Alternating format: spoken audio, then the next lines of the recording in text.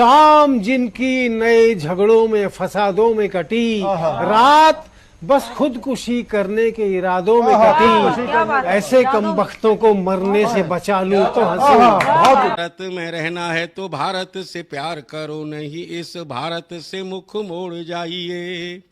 जिस मुल्क के रिवाज रीति नीति हो पसंद, उस मुल्क से ही नेज नाता जोड़ जाइए। एक राजा ने मांग भरी फिर मेरा मस्तक फोड़ दिया।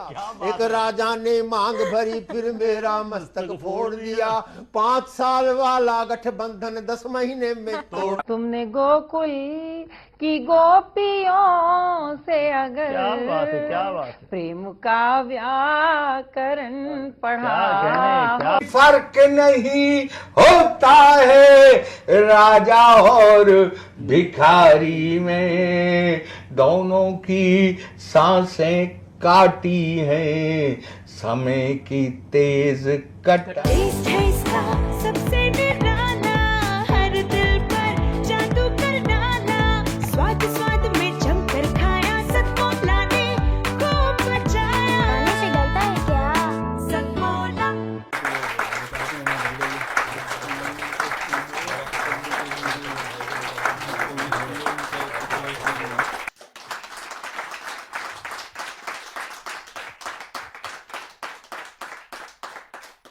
नमस्कार, सतमोला कवियों की चौपाल में आप सभी दर्शकों का हार्दिक स्वागत है, अभिनंदन है। सतमोला कवियों की चौपाल का आज सौभाग्य है कि आज सतमोला कवियों की चौपाल के 22 वर्ष के इतिहास में, ये तो मात्र 22 वर्ष हैं, शबरी ने तो कितना लंबा इंतजार किया, तब राम जी आए थे। आज सतमोला कवियों की चौपाल में मेरे बड़े भाई राम सरीखे डॉक्टर हर्षवर्धन उपस्थित है। जोरदार तालियों के साथ स्वागत करें।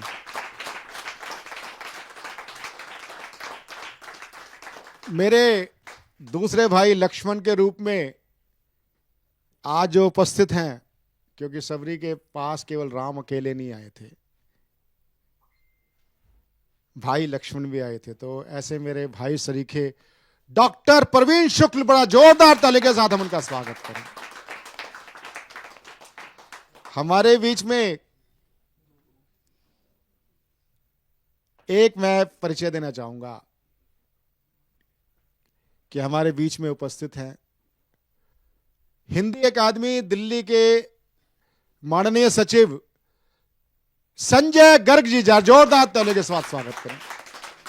मैं आपसे कहा करता हूं कि सतमोला कवियों की चौपाल मात्र आपको प्लेटफॉर्म देने का साधन है, वास्तव में आपको आगे लेके जाती है कविता, लेकिन कविता सही प्लेटफॉर्म से पहुंचे, सही जगह पहुंचे, इसलिए मैं ऐसे महानुभावों का जिनका साहित्य से सरोकार होता है, उनको मैं मंच पे विशिष्ट आमंत्रण पे आमंत्रित हम करते हैं। जो ऐसे संजय गर्ग जी का दोबारा हम स्वागत करें।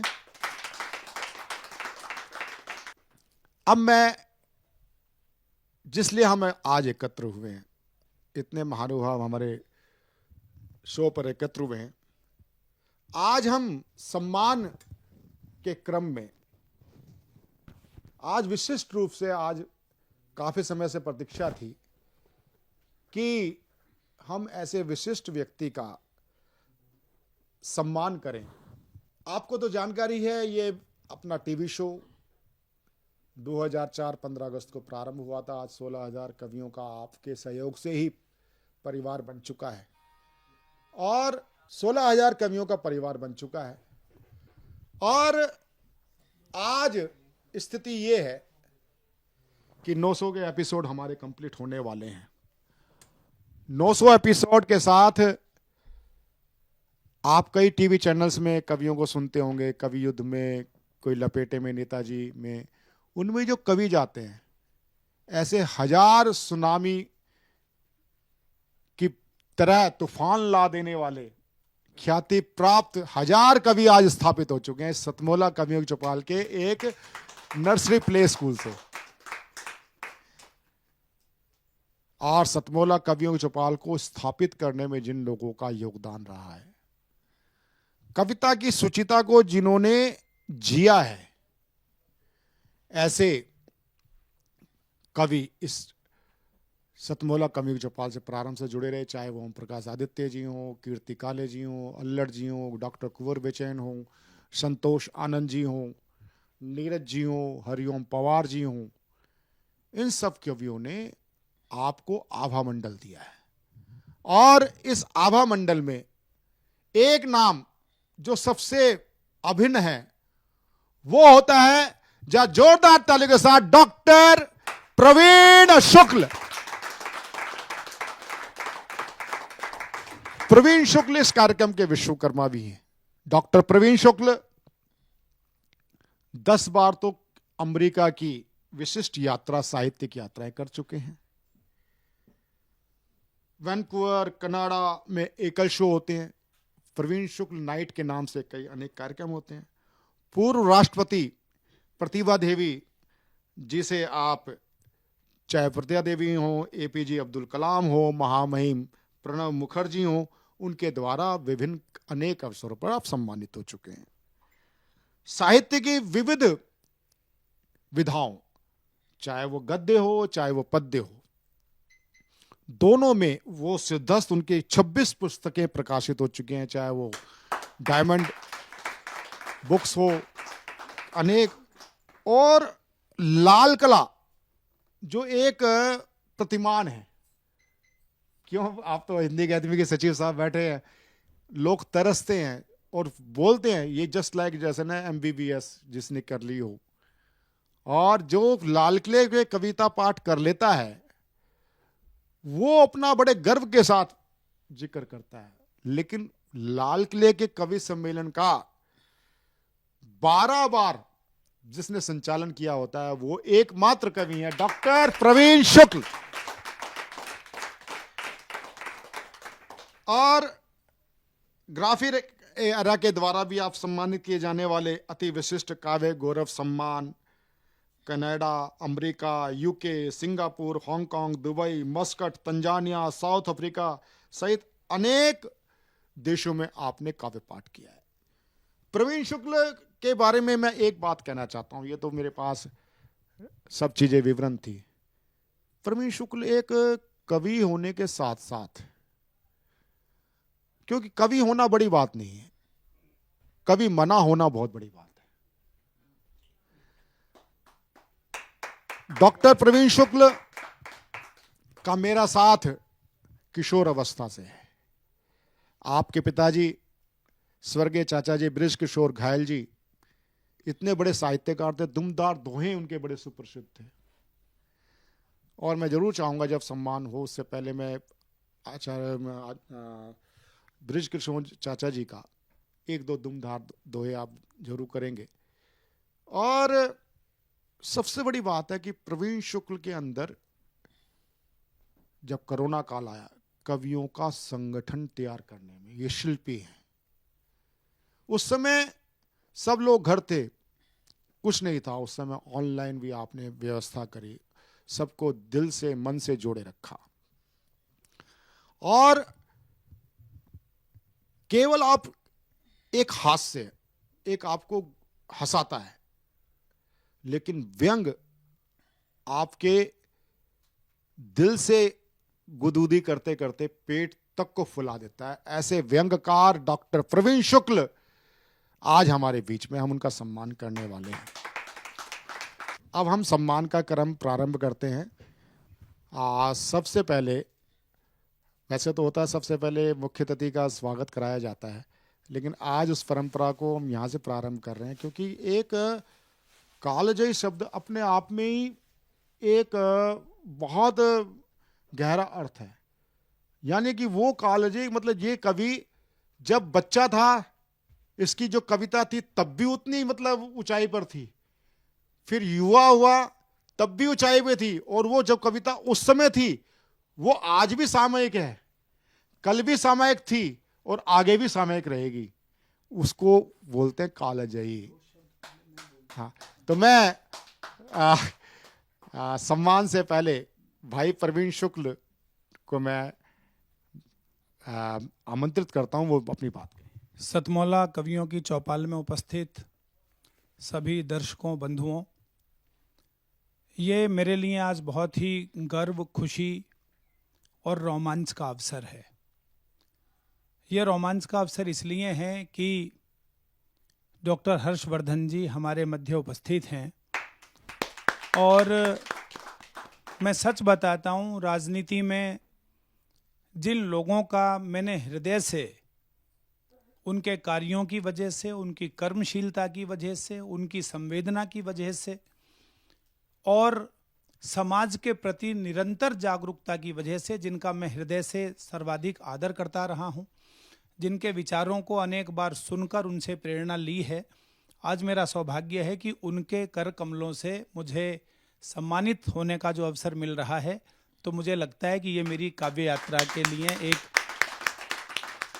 सुयोग भी है और उसका एक सुफल भी है। दूसरा, हिंदी अकादमी के सचिव मेरे भाई संजय गर्ग जी यहाँ उपस्थित हैं। निरंतर अपने वरिष्ठ कवियों को, युवाओं को वो आगे बढ़ने के लिए प्रेरित करते रहे हैं। मुझसे भी हमेशा उनका विचार रहता है कैसे हम इस भाषा को आगे बढ़ाएं, लोगों को प्रोत्साहित करें। वो आज के विशिष्ट अतिथि हैं, तो उनके भी शुभाशीष मुझे मिले, उनके प्रति आभार व्यक्त करता हूँ। विकास जी इस चैनल के हमारे चेयरमैन हैं और प्रवीण आर्य जी, उनके पिताश्री के साथ मैंने काव्य पाठ किया और ये सुयोग है कि उनके पिताश्री और मेरे पिताश्री की भी मित्रता रही। जगदीश आर्य जी एक गीत गाते थे, बुलबुलो अगर तुम्हारा चमन लुट गया, चहचाहने बताओ कहाँ जाओगे। और उन्होंने कहा कि आज मैं अपने पिताश्री को भी याद करूं, तो ये कविता का अंश मेरे भीतर पिताजी की वजह से आया। मेरे पिताजी डॉक्टर साहब पिलखवा में हम लोग रहते थे। 1984 में दिल्ली आए, तो 1982 में मेरे पिताजी ने पिलखवा में कार्यक्रम करवाया था जिसमें काका जी भी आए थे, गोपाल दास नीरज जी भी आए थे और बालकवि बैरागी जी भी आए थे। तो ये त्रिवेणी जिसने कवि सम्मेलन को स्थापित किया, उसके दर्शन मैं उस समय कक्षा ने किए थे। बाद में कविता की यात्रा आगे बढ़ती रही। पिताजी ने एक दोहा लिखा था कि शब्दों का संसार में मोल बड़ा अनमोल, बड़ बोलापन छोड़कर तोल तोल कर बोल। तो ये कवियों पर भी लागू होता है और समाज सब वक्ताओं पर लागू होता है। उसके बाद मैंने कोशिश की कि जीवन में डॉक्टर कुंवर बेचैन जी मेरे गुरु रहे डॉक्टर साहब, और उन्होंने एक बात मुझे कही थी। मैंने उनके अंडर में पीएचडी की। आज ये बात भी साझा करना चाहता हूँ। उनसे मेरा बहुत वार्तालाप होता था कविता को लेकर, समाज को लेकर। तो डॉक्टर कुंवर बेचैन जी का भी आज पुण्य स्मरण करता हूँ इस अवसर पर।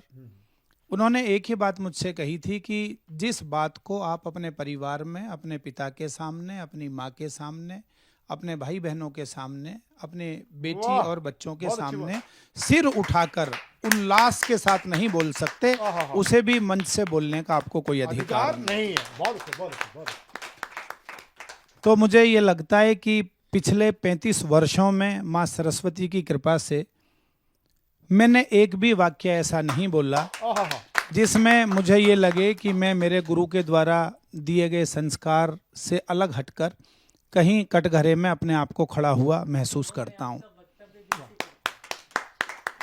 तो उनका भी स्मरण करता हूं और 4 पंक्तियां कहता हूं आभार व्यक्त करते हुए। मैंने सुनाया ना आपको भी, शब्दों का संसार में मोल बड़ा अनमोल, बड़ बोला बन छोड़कर तोल तोल कर बोल। एक दोहा और मेरे पिताजी पढ़ते थे। वो कहते थे कि अपने जीवन में मिला जिसको जैसा संग, अपने जीवन में मिला जिसको जैसा संग, उसके चेहरे पर मिले उसी तरह के रंग। वो कहते थे कि ये देखो कि आप किन लोगों के बीच हो, तो सही लोगों का चुनाव करना। दूसरे लोग चुनाव नहीं करेंगे, सही लोगों का चुनाव आपको खुद को करना पड़ेगा। तो ये मेरा सौभाग्य है कि कुंवर बेचैन जी के अंडर में मैंने पीएचडी की, ओम प्रकाश आदित्य जी की शैली का अनुकरण किया, अल्हड़ बीकानेरी जी के चरणों में बैठकर सीखा, श्री अशोक चक्रधर जी के काव्य पर शोध किया और मंगल नसीम जी मैं कहता हूं जैसे शरीर 5 तत्वों से मिलकर बनता है, तो इस प्रवीण शुक्ल नामक कवि का शरीर इन 5 महाभूत तत्वों से मिलकर बना है। बहुत अभिभूत हूं इस सम्मान के मिलने पर, और 4 पंक्तियां सुना देता हूं, आप सबको भेंट करता हूं। डॉक्टर साहब, बिल्कुल मेरी ताज़ा पंक्तियां हैं। हर्षवर्धन जी आज के मुख्य अतिथि हैं, मेरे संरक्षक, बड़े भाई, और पिताजी के कार्यक्रमों में आते रहे अतिथि के तौर पर। ये कहता हूं कि खरे करता है सारे काम, कुछ खोटा नहीं करता। खरे करता है सारे काम, कुछ खोटा नहीं करता। अहम का अपने चारों ओर परकोटा नहीं करता। बड़ा है आदमी सच में वही, किरदार से अपने, जो अपने सामने वाले का कद छोटा नहीं। बहुत अच्छे, बहुत अच्छे, बहुत अच्छे, बहुत अच्छे प्रवीण भाई, बहुत अच्छे, बहुत अच्छे, बहुत अच्छे, बहुत अच्छे। तो मुझे लगता है कि यदि आप किसी बड़े आदमी से मिले और मिलने के बाद आपको लगा कि आप छोटे हो गए, तो आप छोटे हुए या नहीं हुए, पर जिससे आप मिले वो तो बड़ा नहीं था। जिससे मिलकर आपको लगे आपकी समस्याओं के समाधान हो गए, आपका मन हल्का हो गया, वही बड़ा है। तो इसलिए 4 पंक्तियां मैंने कहीं, और 4 पंक्तियां और कहता हूं। क्या है कविता, क्या कवि का उद्देश्य होना चाहिए, मैंने कोशिश की कि मैं उस रास्ते पर चलने का प्रयास करूं। 9 के 9 विधाओं में लिखा, वीर रस में भीष्म प्रतिज्ञा भी लिखी, करुण भी लिखा, हास्य भी, व्यंग भी, लेकिन ये आचार संहिता हर दिशा में लागू रही। जहां में घूमते हैं आदमी के अनगिनत साए, कोई खुशियों में भी रोता, कोई गम में भी मुस्काए। रहे दुनिया की खातिर आंख में मेरी सदा आंसू, मेरे कारण किसी की आंख में आंसू नहीं। मुझे लगता है कि कविता करते समय हमको इस बात का एक ध्यान रखना चाहिए कि हम संवेदना बांटें, हम विचार बांटें, हम देश की मिट्टी का गौरव गान बांटें, लेकिन किसी का दिल दुखाकर नहीं। उस दिल को पोषित करके, पल्लवित करके संवेदना एक जगह से दूसरी जगह पहुंचे। ये बहुत बड़ा नाम आपने इस सम्मान का दिया है, कालजयी कवि सम्मान। कालजयी तो नाम इसका इतना बड़ा है, तो मुझे नहीं पता है कि मैंने कुछ ऐसा लिखा है या नहीं लिखा है, लेकिन कुछ पंक्तियां मेरी बड़ी चर्चित हुई। अमिताभ बच्चन साहब ने अभी मेरी पंक्तियों को डॉक्टर साहब ट्वीट किया, आशुतोष राणा सुनाते हैं, और बहुत सारे लोग अलग अलग भेजते हैं। वो 4-6 पंक्तियां सुनाकर अपने वक्तव्य को विराम देता हूं, और आज मैं डॉक्टर साहब के नाम करना चाहता हूं। अभी पीछे मेरी फ़ोन पर वार्तालाप हो रही थी, क्या है डॉक्टर हर्षवर्धन जी, हमारे यहाँ मंत्री रहे, विधायक रहे, केंद्र में मिनिस्टर रहे, और कर्मयोग अभी भी उनके साथ चलता है। पीछे बात हुई तो उन्होंने कहा कि मैं अभी कुछ पेशेंट्स को मैंने अपॉइंटमेंट्स दिया है, तो मैं कहता हूं डॉक्टर साहब कि कैसे कह दूं कि थक गया हूं मैं। आपके लिए मेरी गज़ल की पंक्तियां हैं जो बहुत सारे लोगों ने, आशुतोष राणा भी, अनु कपूर भी, मुरारी बापू भी ने सुनाते हैं। और मुझे लगता है डॉक्टर साहब कि 80 वर्ष की उम्र में यदि अमिताभ बच्चन कौन बनेगा करोड़पति की सीट पर बैठकर काम करते हैं, तो किसी दौलत के लिए नहीं करते। दौलत के पैमाने टूट जाते हैं। किसी शोहरत के लिए भी नहीं करते, शोहरत के पैमाने भी टूट जाते हैं। लेकिन एक ऐसा पैमाना है जो कभी नहीं टूटता।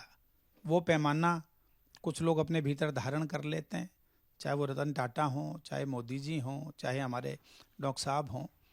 कैसे कह दूं कि थक गया हूं मैं, कैसे कह दूं कि थक गया हूं मैं, जाने किस किस का हौसला हूं मैं, जाने किस किस का। यदि कोई व्यक्ति, हजारों लोग किसी व्यक्ति की तरफ देखें तो उनकी एनर्जी उस व्यक्ति में आ जाती है, और उसे लगता है कि मुझे अपने लिए नहीं, इन सबके लिए काम करना है। कैसे कह दूं कि थक गया हूं मैं, जाने किस किस का, जाने किस किस का, जाने किस किस का हौसला हूं मैं, दाग खुद के छिपाए फिरता है। ऐसे लोग आपके आसपास मिलेंगे। दाग खुद के छिपाए फिरता है और कहता है आईना हूं मैं। और कहता है आईना हूं मैं, तेरे किस काम के हैं चारागर। चारागर का मतलब आप जानते हैं, डॉक्टर, वैद्य, हकीम। लेकिन जब आप किसी से प्रेम करते हैं तो वहां एक दूसरा गणित भी लागू होता है। तेरे किस काम के हैं चारागर, तेरे हर रोग की दवा हूं मैं। बहुत अच्छे, बहुत अच्छे, बहुत अच्छे। तेरे हर रोग की दवा हूं मैं, मुझसे गम दूर दूर रहते हैं, मुझसे गम दूर दूर रहते हैं, मुझसे गम दूर दूर रहते हैं, जानते हैं कि कह कहा हूं मैं। बहुत अच्छे, बहुत अच्छे, बहुत अच्छे, जानते हैं बहुत अच्छे। कि कह कहा हूं मैं और तू मेरी रूह में समाया है। गुरुजी कुंवर बेचैन जी एक बात बोलते थे डॉक्टर साहब कि इश्क हकीकी, इश्क मजाजी, दो शब्द हैं। एक वो है जो पंक्ति आप सामने वाले से कहते हैं व्यक्ति के लिए हो जाती है, और उसी पंक्ति को आप ऊपर इशारा कर दें तो ईश्वर के लिए भी हो जाती है।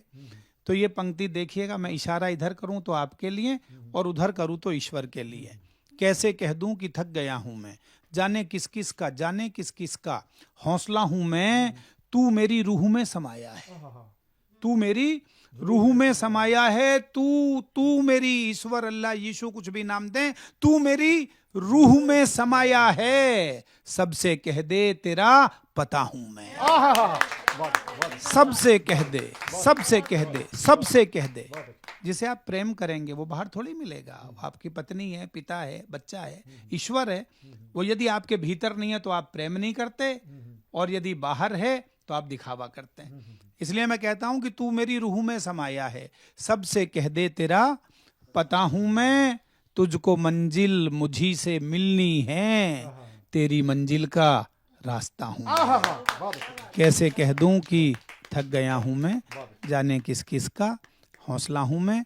आपने जो मुझे आज ये कालजयी सम्मान दिया है, मैं कोशिश करूंगा कि कभी ना थकूं, और जो इसके साथ कालजयी शब्द लगा है, वर्तमान में तो मुझे नहीं पता मैंने कैसा लिखा, लेकिन भविष्य में जब तक हूँ ये कोशिश करूँगा कि माँ सरस्वती, ईश्वर, गुरुओं का आशीर्वाद, छोटों का प्रेम, आप सबका स्नेह मुझसे कुछ पंक्ति ऐसी ज़रूर लिखवा दे, 2, 4, 6 भी, जो मेरे बाद भी जिंदा रहें, तो आपका सम्मान सार्थक होगा।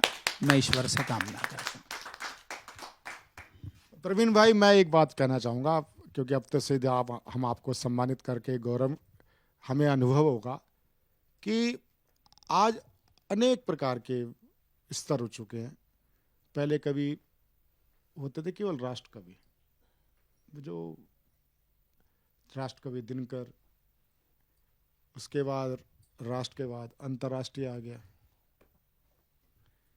और अब अंतर्राष्ट्रीय के बाद अब अंतरिक्षीय भी आ गया, अंतरिक्षीय कवि भी आ गए, और मिलते हैं जिनका एक देश रघुवरपुरा होता है, दूसरा देश, यानी कि आज की डेट में ये सब शब्द खत्म हो गए। लेकिन वास्तव में कवि होना परम सौभाग्य है, और उस कवि को जीना जो जिस प्रकार से आप जी रहे हैं, आप अपने आप को अंडर एस्टिमेट मत करिए। आप स्वयं नहीं जानते आप क्या है, वो काव्य जगत जानता है। और एक स्थिति ऐसी भी नहीं होनी चाहिए हम लोगों के बीच में, घर का जोगी जोगना। आज संतोष आनंद जी हैं, जिनको कितने मिलियन अवार्ड्स मिल गए। मैं डॉक्टर साहब के माध्यम से बात पहुंचाना चाहूंगा कि उस जैसे व्यक्ति को पद्म विभूषण जैसी चीज तो मिले, जिसने वैसा एक प्यार का नगमा है, क्रांति के गीत लिखे, इतनी चीजें सब हैं, और ऐसा गीतकार अभी आकाशवाणी पे आर्काइव उनका प्रोग्राम करा, जाने के बाद ही हम क्यों सम्मानित करने की सोचते हैं व्यक्ति को। और प्रवीण शुक्ल भाई, आपने जब संतोष आनंद जी के परिवार पे आपदा आई थी, आपने हरिओम पवार जी ने किस ढंग से उनको मनोबल बढ़ाया। वो तो बिल्कुल टूट गए थे, मनोबल टूट गया था, लेकिन आपने उस समय उनका मनोबल बढ़ाया। आज वो पुनः काव्य की धारा में जोश से चल रहे हैं। जो दिल्ली के अंदर जितनी भी भाषाई अकादमी है, और जैसे मैंने कहा कि कभी हम भी सपना देखा करते थे, लेकिन मेरा उद्देश्य कुछ और था। मैंने कवि सम्मेलनों में ना जा करके कविता का शो बनाने का संकल्प लिया पिताजी के मार्गदर्शन से, आचार्य जगदीश आर्य जी के माध्यम से। क्योंकि मैं पिताजी के साथ कवि सम्मेलनों में जाया करता था। उस समय के भी कवि सम्मेलनों से मुझे पिताजी ने सचेत किया कि भाई आज के जो कवि सम्मेलन है वो कवि सम्मेलन नहीं, मैं 20 वर्ष पहले की बात कर रहा हूं, कि भाई यहां पर कुछ व्याधियां आ गई हैं और कुसंस्कृति आ गई है।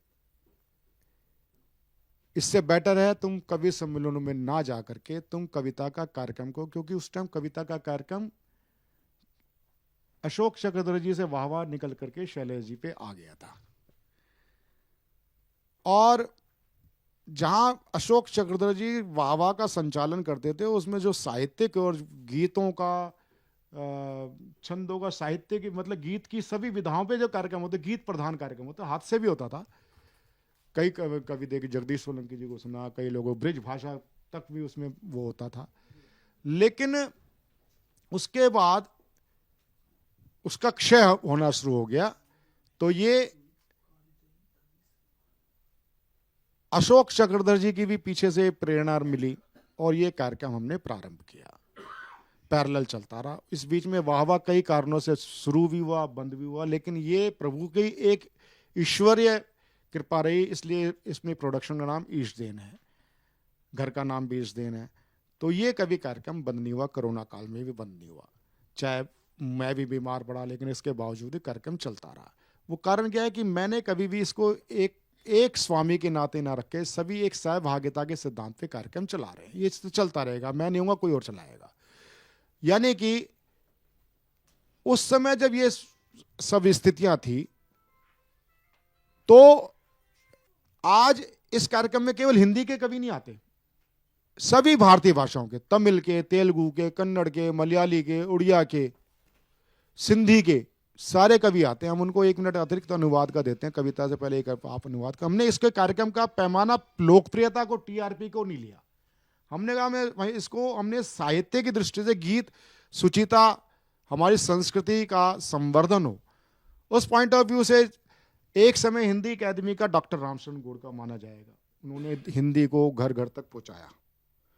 वो 8-9 वर्ष रहे हिंदी अकादमी के सेक्रेटरी के रूप में। और आज जो लाल किला, उस समय जो था लाल किले का जो कवि सम्मेलन है, वो चाहे फुटबॉल ग्राउंड से होकर के अब ऑडिटोरियम में आ गया, लेकिन आज भी लाल किला कवि सम्मेलन एक कवि के लिए प्रमाण पत्र का काम करता है कि मैं लाल किला पे मैंने काव्य पाठ किया है। ऐसे संस्थान भाषाई अकादमी के, हिंदी अकादमी के सचिव आदरणीय संजय गर्ग जी हमारे बीच में उपस्थित हैं। जोरदार तालियों के साथ उनका स्वागत करें। और संजय गर्ग जी से प्रवीण शुक्ल जी के लिए शुभकामना चाहूंगा। और आप सतमोला कवि चौपाल में पहली बार आए हैं, यहाँ के वातावरण, यहाँ की सकारात्मक ऊर्जा आपको कैसी लगी, इस पर हम बात करें। धन्यवाद प्रवीण जी। मैं इस कार्यक्रम में आमंत्रित करने के लिए प्रवीण जी और सतमोला कवि चौपाल परिवार को दिल से आभार प्रकट करता हूं कि इतना शानदार आयोजन प्रवीण जी और इस सतमोला कवि चौपाल परिवार ने किया है और इतने उभरते हुए कवियों को ये जो मंच है यहाँ पे मिल रहा है। जैसा कि प्रवीण जी ने आपको बताया कि लगभग 1000 से ज़्यादा कवियों को पिछले 20-22 साल के अंदर 16 और 1000 स्थापित जी कवियों को यहाँ से मंच मिला है और इतनी प्रसिद्धि पूरे काव्य परिवार में इन सभी कवियों की है। तो मैं इसके लिए दिल से प्रवीण जी का आभार प्रकट करता हूँ कि ना केवल सरकार बल्कि इस तरह की संस्था भी कवियों को बढ़ावा देने के लिए कार्य कर रही हैं। और आज इस कार्यक्रम का मुख्य उद्देश्य मेरे भाई प्रवीण शुक्ल जी को कालजयी कवि सम्मान देने के लिए किया जा रहा है। तो मैं दिल से प्रवीण जी और सतमोला कवि परिवार का आभार प्रकट करता हूं कि उन्होंने प्रवीण जी को इस पुरस्कार के लिए चुना है, और मुझे उम्मीद है कि ये तो एक छोटा सा एक स्टेप है, और इससे बड़े पुरस्कार के लिए मेरे ख्याल से प्रवीण जी हकदार हैं और उन्हें जल्दी ही पुरस्कारों से नवाजा जाएगा। बहुत बहुत धन्यवाद। धन्यवाद संजय जी। हमारे बीच में भारत सरकार में पूर्व स्वास्थ्य मंत्री डॉक्टर हर्षवर्धन जी हैं। डॉक्टर हर्षवर्धन जी भी 93 से साहित्य परिषद के कवि सम्मेलनों से जुड़े रहे, होते थे आर्य समाज में, चाहे गीता कॉलोनी में आप आते थे।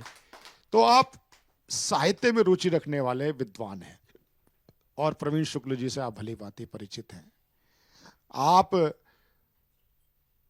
साउथ एशिया के, आप WHO के आप जनरल सेक्रेटरी भी रहे। पोलियो का बहुत बड़ा जो एक जन आंदोलन करके जो भारत को पोलियो मुक्त करने के लिए, वो एक समय तो ये था कि डॉक्टर हर्षवर्धन नहीं बोला जाता था, डॉक्टर पोलियो कुमार बोला जाता था। ऐसे डॉक्टर साहब आज हमारे बीच में हैं। मैं डॉक्टर साहब से निवेदन करूंगा, आज जब हम भाई प्रवीण शुक्ल का सम्मान कर रहे हैं, तो भाई प्रवीण शुक्ल के बारे में आप शुभकामना के लिए उनके बारे में आप धन्यवाद प्रवीण जी। देखिए, डॉक्टर प्रवीण शुक्ल जी के बारे में बहुत विस्तार से अभी भाई प्रवीण आर्य जी ने बताया है। इनको देखकर मुझे लगता नहीं कि इतने सिंपल पर्सनालिटी, लेकिन कितना बड़ा इनका व्यक्तित्व है। यानी ये दो लोग जो यहाँ बैठे हैं, इन्होंने 15,000 कवियों को संगठित कर दिया, एक प्लेटफॉर्म पर लाकर खड़ा कर दिया, 26 किताबें लिख दी, दुनिया भर के देशों के अंदर भारत के कवियों का प्रतिनिधित्व प्रवीण शुक्ल जी के सहयोग से और इनके, मैं समझता हूँ, मार्गदर्शन भी रहा होगा अनेक स्थानों पर इन्होंने किया। और सच बात यह है कि जो लाल किले का जो कवि सम्मेलन है, उसमें मैं जब 30 साल पहले दिल्ली में मंत्री था, तो मैं 93 से 98 तक तो मैं उसमें लगातार गया हूँ। उसके बाद मुझे ख्याल नहीं कि उसका कभी कोई ठीक से कोई निमंत्रण भी आया हो या हम उसमें गए हों, लेकिन उस कवि सम्मेलन के अंदर पार्टिसिपेट करना ही, उसका भाग बनना ही बहुत बड़ी बात होती। लेकिन उसका 1 दर्जन बार संचालन करना, मैं समझता हूँ ये बहुत बड़ी बात है। 26 पुस्तकें लिख देना इतनी छोटी सी आयु में, वैसे तो उनकी जो लीगेसी है उनके पिता के माध्यम से, चाचा के माध्यम से, वो बहुत बड़ी है। बहुत कुछ उन्होंने DNA के रूप में भी प्राप्त किया होगा, लेकिन उससे ज़्यादा उन्होंने अपने उस DNA को कितने 4 चांद लगाए हैं। मैं समझता हूँ उनको डिस्क्राइब करना तो बहुत मुश्किल होगा, लेकिन मुझे बहुत खुशी है। मैं तो आज जैसा बताया कि ये कार्यक्रम 20-25 साल से आयोजित हो रहा है, ये कवियों की चौपाल। कभी कभी इस चौपाल को टेलीविज़न पर जैसे सर्फिंग करते हैं, तो कभी चौपाल पे रुक जाता है टेलीविज़न का स्क्रीन, तो थोड़ा देर देखने का मुझे मौका मिला। लेकिन frankly I was not aware कि ये इतना इंस्टीट्यूशनलाइज हो चुका है कि इसमें 15,000 कवि इसके अंदर जुड़ चुके हैं। और जितने कवियों का अभी प्रवीण आर्य जी ने नाम लिया, मैं नहीं समझता कि देश के इतने बड़े बड़े नाम, इतने प्रतिष्ठित लोग, जिनको मैं हृदय की गहराइयों से बहुत प्रेम भी करता हूँ, उनका बहुत सम्मान भी करता हूँ, और उस लेवल के कवियों का यहाँ 900 150, 200 भी नहीं, 900 इट मीन्स समथिंग।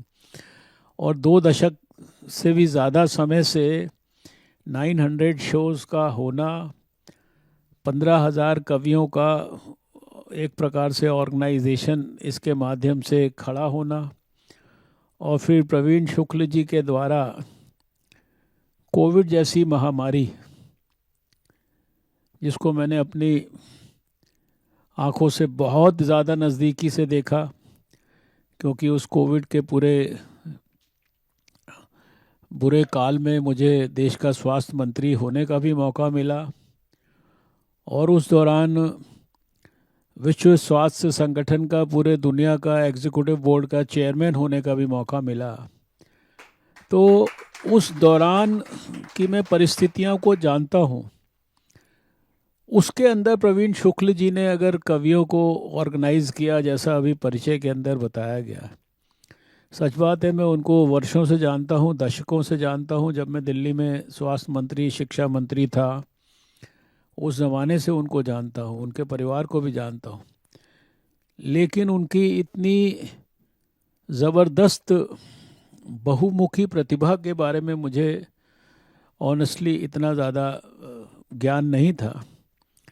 आज इतनी ज़्यादा जानकारी मिली है तो मुझे भी गर्व महसूस हो रहा है कि इस कार्यक्रम के अंदर उनकी उपस्थिति के अंदर मैं यहाँ पर आया हूँ और उनको मेरी उपस्थिति में सम्मानित किया जा रहा है। आपके द्वारा मैं ये समझता हूँ कि ही ट्रूली डिज़र्व्स दिस ऑनर। उनको हृदय की गहराइयों से मैं आप सबकी ओर से और जितने भी इस प्रोग्राम के दर्शक हैं उनकी ओर से मैं शुभकामनाएं भी देते हैं, और भविष्य में वो और ऊंचाइयों तक पहुँचे। जिस प्रकार से साहित्य का, अपनी फ्रेटर्निटी का नाम देश में और दुनिया में वो रोशन कर रहे हैं, उसमें उनको और ज़्यादा यश मिले और ज़्यादा व्यापक सफलता मिले। यही उनके लिए मैं आज के इस अवसर पर भगवान से प्रार्थना करता हूँ। तो अब हम सम्मान का प्रारंभ कर रहे हैं डॉक्टर प्रवीण शुक्ल जी को। ओम भूर्भुवस्वः तत्सवितुर्वरेण्यं भर्गो देवस्य धीमहि धियो यो न प्रचोदयात्। ओम भूर्भुवस्वः तत्सवितुर्वरेण्यं भर्गो देवस्य धीमहि धियो यो न प्रचोदयात्। मान्यवर डॉक्टर प्रवीण शुक्ल जी हिंदी साहित्य, व्यंग, गीत, गजल एवं ओजस्वी काव्य पाठ के क्षेत्र में राष्ट्रीय एवं अंतर्राष्ट्रीय स्तर पर आपने भागीरथी कार्य जो किया है, आपके इस अमूल्य योगदान के आलोक में आपको कालजयी कवि सम्मान प्रदान करते हुए हम गौरवान्वित हैं। रविवार 5 अक्टूबर 2025 नोएडा, ईशदेन टीवी, सतमोला ग्रुप, संगम टीवी, हंस प्रकाशन।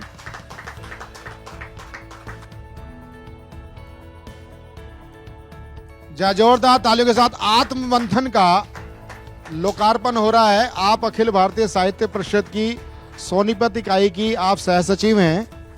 हमारा जो आरएसएस का आनुषंगिक संगठन है साहित्य परिषद, उसका सोनीपत में काम देखती हैं।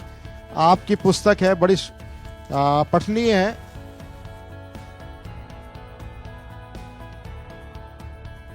और आप सभी जोरदार तालियों के साथ अभिनंदन करें, स्वागत करें। संजय गर्ग जी से निवेदन है कि संजय गर्ग जी डॉक्टर साहब को, प्रवीण शुक्ल जी, डॉक्टर साहब का मैं सम्मान करते हुए प्रवीण जी के बारे में बोला। मैं डॉक्टर साहब से मैं ईमानदारी से भाई साहब का इस शो पे 22 वर्ष से इंतजार कर रहा था और आज शुभ अवसर मिला है और सतमोला कवियों की चौपाल खुद गौरवान्वित अनुभव कर रही है डॉक्टर साहब का सम्मान करते हुए। हमारे बीच में हिंदी एकेडमी की जितनी मैंने बात की और वर्तमान में दिल्ली गवर्नमेंट पहले की हो और 2014 के आसपास का जब दिल्ली गवर्नमेंट, जब तक डॉक्टर रामचंद्र गौर थे तब का काम और अब के काम में, और बीच का कालखंड की हम चर्चा करने का कोई लाभ नहीं। जिस प्रकार से जो एक गाड़ी रुक गई थी हिंदी अकादमी के उद्देश्यों की, उसको पुनः फर्स्ट से सेकंड और थर्ड और चौथे गियर में जो काम कर रही है हिंदी अकादमी, उसके माननीय सचिव महोदय संजय गर्ग जी हमारे बीच में उपस्थित हैं। मैं भाई प्रवीण शुक्ल, प्रशांत अवस्थी और पंकज जी से निवेदन करूंगा कि वो संजय गर्ग जी का अंगवस्त्र के द्वारा और भेंट के द्वारा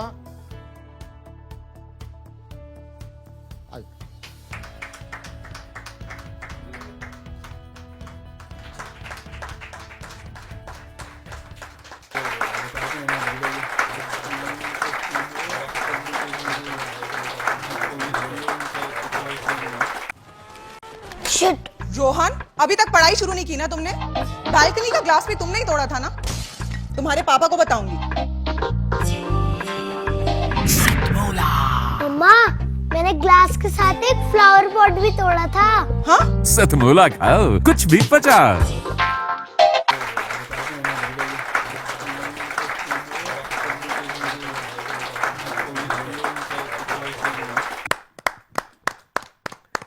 तो साथियों, एक बार फिर से स्वागत है आपका अपना मनपसंद प्रोग्राम जिसका नाम होता है सतमोला कवियों की चौपाल।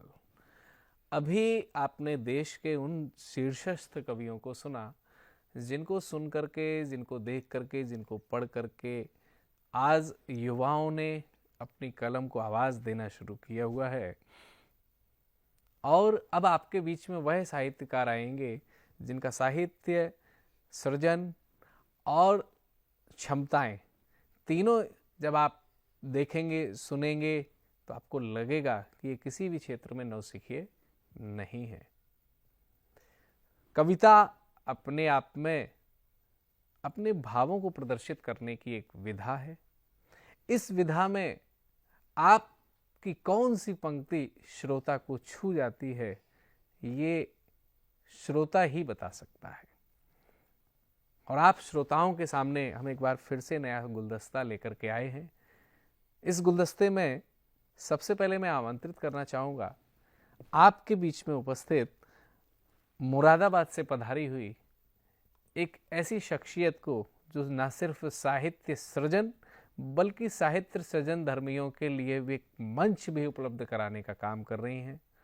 वह साहित्यपीडिया नाम से अपना एक प्लेटफॉर्म भी चला रही हैं। आइए मैं आमंत्रित करता हूं आपकी जानी पहचानी अर्चना गुप्ता जी को, आप सबकी जोरदार तालियों के माध्यम से।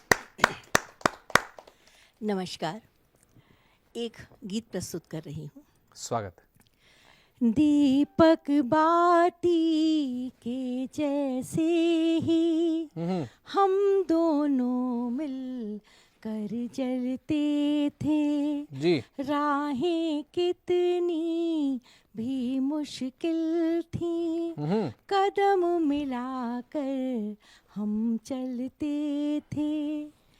चली समय की ऐसी आंधी, बिखर गया सारा अपनापन जी।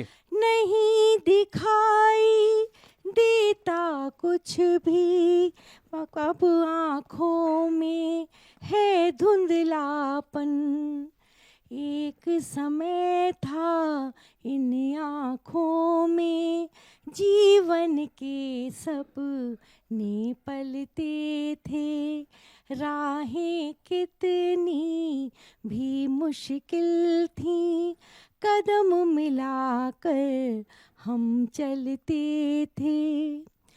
तुम बिन जीवन का हर एक पल लगता जैसे एक समर है। कैसे तुमसे मिलने आऊं, लोक लाज का भी तो डर है। एक समय था बिना तुम्हारे कुछ पल भी कितना खलते थे। राहत मुश्किल थी, कदम मिलाकर हम चलते थे। दूर कहीं जब आहट होती नजर द्वार पर टिक जाती है, कितनी भी उम्मीद संजोले हाथ निराशा ही आती है। एक समय था जब हम चाहें तब सूरज चंदा ढलते थे। वाह, बहुत सुंदर, बहुत राहें सुंदर। कितनी भी मुश्किल थी, कदम मिलाकर हम चलते थे। और एक गजल प्रस्तुत कर रही हूँ। जी, स्वागत है। आँखों को हमसे और रुलाया न जाएगा, आँखों को हमसे और रुलाया न जाएगा, दिल का इलाज ऐसे कराया न जाएगा, वाह वाह। दिल का इलाज ऐसे कराया न जाएगा। यूं तो वफा के बदले मिली बेवफाइयाँ, पर प्यार पहला हमसे भुलाया न जाएगा, बहुत सुंदर, पर बहुत प्यार सुंदर, बहुत पहला हमसे भुलाया न जाएगा। यादों ने थाम रखा है शिद्दत से जो ये हाथ, हमसे भी अपना हाथ छुड़ाया न जाएगा, क्या बात है। हमसे भी अपना हाथ छुड़ाया न जाएगा। रुंध जाता है गला भी, छलकती है आँख भी, रुदाद हिज्र हमसे सुनाया न जाएगा, रुदाद हिज्र हमसे सुनाया न जाएगा। जब तुम नहीं तो अब है वीरान जिंदगी, लगता है सर से गम का ये साया न जाएगा, लगता है सर से गम का ये साया न जाएगा। हर तरह कर चुके हैं इजहार प्यार का, अब चीर कर तो दिल ये दिखाया हाय, क्या बात है, वाह वाह। अब चीर कर तो दिल ये दिखाया न जाएगा। और इसका मकता कहती हूँ। अब तक जिए है अर्चना मुस्कान ओढ़ कर, अब तक जिए है अर्चना मुस्कान ओढ़ कर, वादा ये हमसे और निभाया न जाएगा, वादा ये हमसे और निभाया न जाएगा, आँखों को हमसे और रुलाया न जाएगा, दिल का इलाज ऐसे कराया न जाएगा, कराया न जाएगा, कराया न जाएगा। बड़े ही आसान शब्दों में आपने जो परिभाषाएं दी हुई हैं, पहली प्रेम की बात भी थी और बचपन की बात भी थी। जितनी घटनाएं उसमें थी वो सब वो भी हो सकती हैं जो बचपन में घटित होती हैं। और दूसरा आपने कहा कि निभाया न जाएगा। बात ठीक है भाई, कब तक आपके पीछे बने रहे। हाँ, तो वही काम है कि बदले बदले दिख रहे हो, अच्छी बात नहीं है। और झूठ बोलना सीख रहे हो, अच्छी बात नहीं है। और छोड़ छाड़ कर साथ हमारा पास जाए गैरों के और मांग समय की भीख रहे हो, अच्छी बात नहीं है। तो अच्छी बात यही है कि दोनों तरफ से प्रेम और व्यवहार चलते रहें और रिश्ते पनपते रहें। इन्हीं रिश्तों के पनपते दौर में हम कविताओं की अगली श्रृंखला को लेकर के जब आते हैं तो कुछ त्याग की बातें होती हैं और कुछ आशाओं की उम्मीद होती है। एग्जैक्ट आपने सही पकड़ा है। मैं बुलाना चाहता हूँ मेरठ से पधारी हुई एक बहुत ही अच्छी गज़लकार जिनका नाम होता है आशा त्यागी जी। आइए जोरदार तालियों से उनका हम स्वागत करते हैं। नमस्कार। पहले मैं 2 मुक्तक पेश करती हूँ। जी। हम उठाकर हाथ अपने बस दुआ करते रहे, हम उठाकर हाथ अपने बस दुआ करते रहे जी। रात भर हम दिल के जख्मों पर हवा करते आय रहे। हाय। गैर से कुछ भी कहना हमें मुनासिब न लगा, ओहो। गैर से कुछ भी कहना हमें मुनासिब न लगा, खुद अकेले आईने से मशवरा करते रहे। बहुत सुंदर, बहुत सुंदर, एक बहुत मुक्तक और सुंदर। आपकी नजर। आंसुओं ने फिर से छला कोई, आंसुओं ने फिर से छला कोई, प्यार में दे गया दगा कोई, जिसमें एहसास का उजाला था, जिसमें एहसास का उजाला था, हमसे वो दिल ही ले गया कोई। आय हाय। बड़े करें संगीन सबका अपराध। करें सबका भला जग में उन्हीं के नाम होते हैं, आहा। करें सबका भला जग में उन्हीं के नाम होते हैं, यहाँ जीने के सबके अपने कुछ आयाम होते हैं। वाह। बुराई को किए धारण यहाँ घर घर में है रावण, बुराई को किए धारण यहाँ घर घर में है रावण, मिटाए जो बुराई को वही तो राम होते हैं। बहुत सुंदर, बहुत सुंदर, बहुत सुंदर। एक गजल शहीदों के लिए। जी। शहीदों को करके नमन सिर ये अपना झुका लूं मैं, शहीदों को करके नमन सिर ये अपना झुका लूं मैं, मिटे जो सरहदों पर मंदिर उनका बना लूं मैं। अगर मैं काम कुछ भी आ सकूं परिवार जो रह गए, अगर मैं काम कुछ भी आ सकूं परिवार जो रह गए, जिम्मेदारी खुशी से कांधे पे उनकी उठा लूं मैं। अगर मौका मिले मुझको भी कुछ कर गुजरने का, अगर मौका मिले मुझको भी कुछ कर गुजरने का, शहादत में वतन की मिट्टी सीने से लगा लूं मैं। निभाकर वो चले गए फर्ज अपना देश की खातिर, निभाकर वो चले गए फर्ज अपना देश की खातिर, अधूरे काम उनके जो रहे बीड़ा उठा लूं मैं। जरा सी आँख नम होती अगर माँ बाप की उनके, जरा सी आँख नम होती अगर माँ बाप की उनके, सभी अपनों के दुख और दर्द वो सारे चुरा लूं मैं।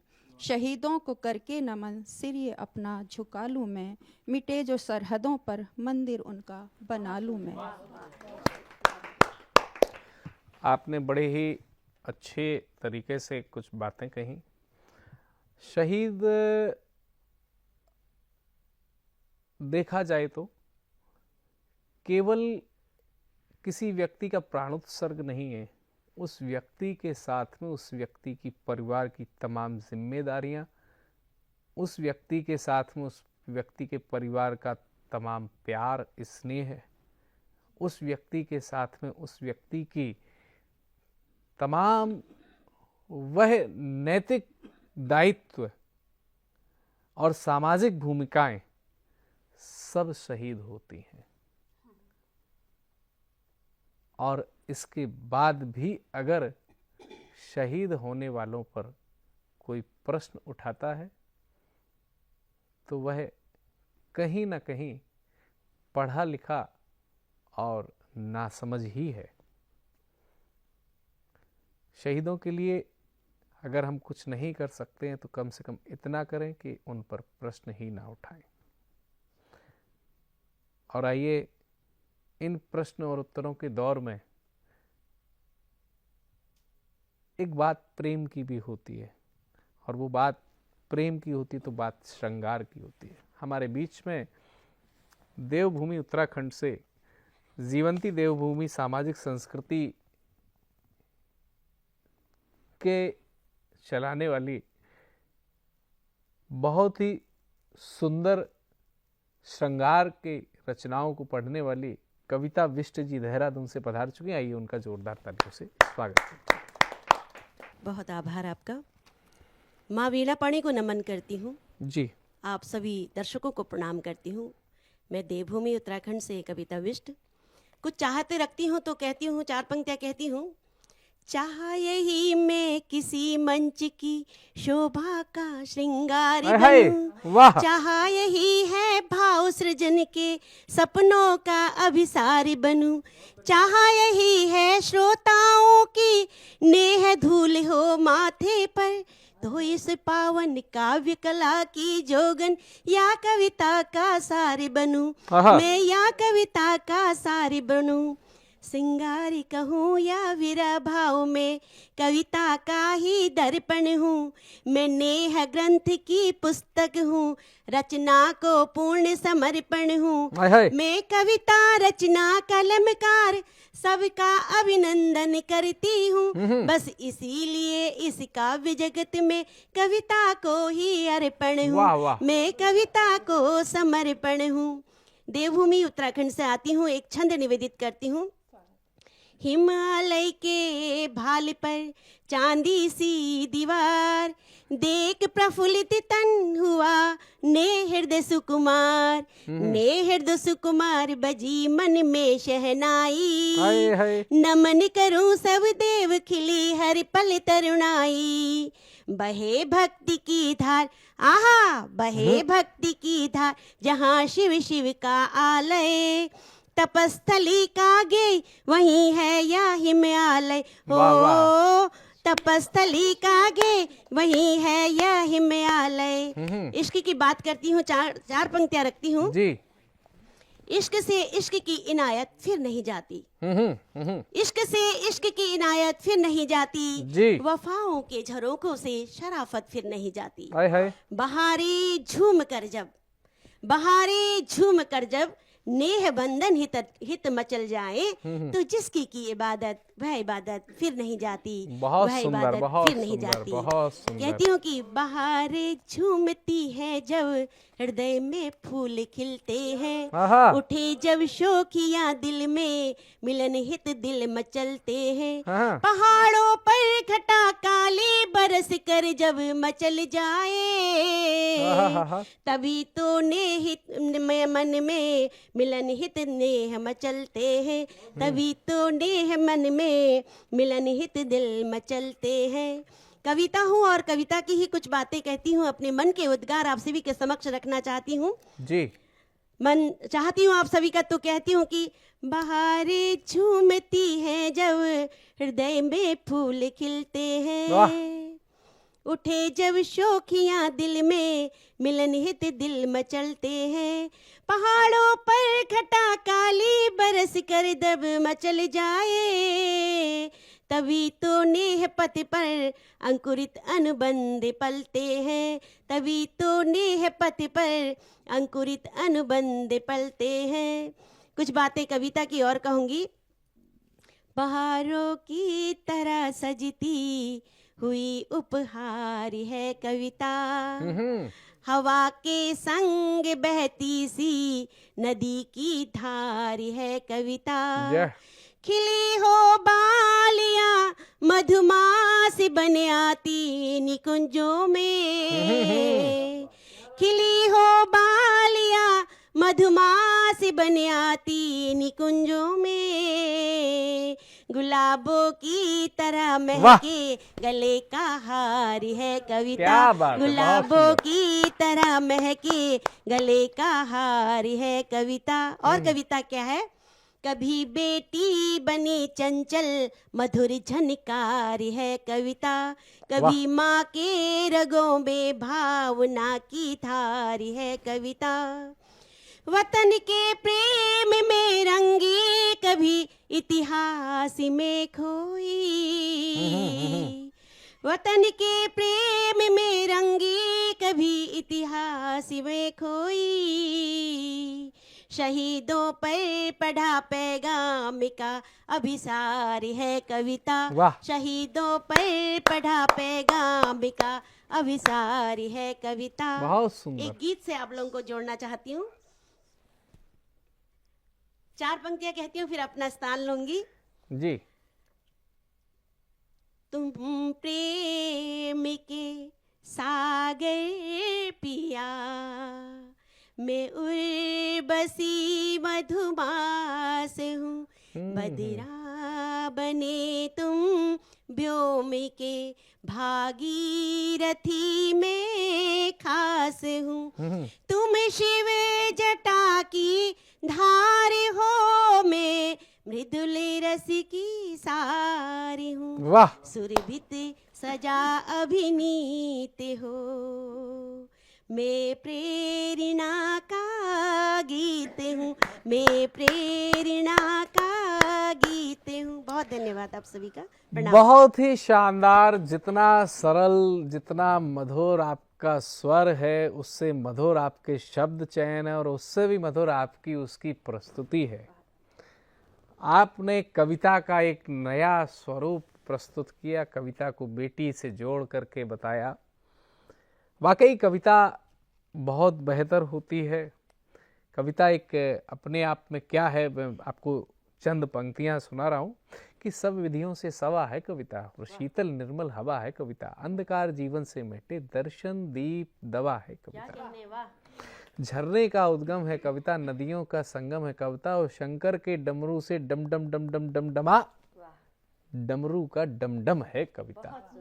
साथियों, मन तो नहीं है, लेकिन अब समय इजाज़त नहीं दे रहा है। इस सुंदर गुलदस्ते के साथ में आप सबके बीच में हम प्रस्तुत हुए, आपने हमें सुना।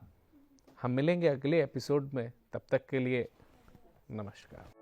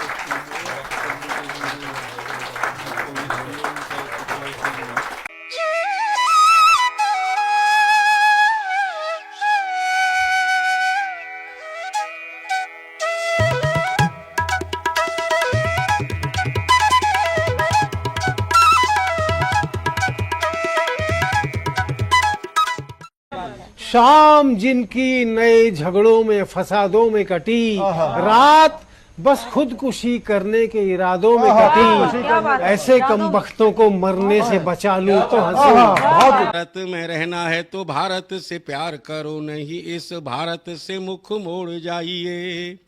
जिस मुल्क के रिवाज रीति नीति हो पसंद, उस मुल्क से ही निज नाता जोड़ जाइए। एक राजा ने मांग भरी फिर मेरा मस्तक फोड़ दिया, एक राजा ने मांग भरी फिर मेरा मस्तक फोड़ दिया।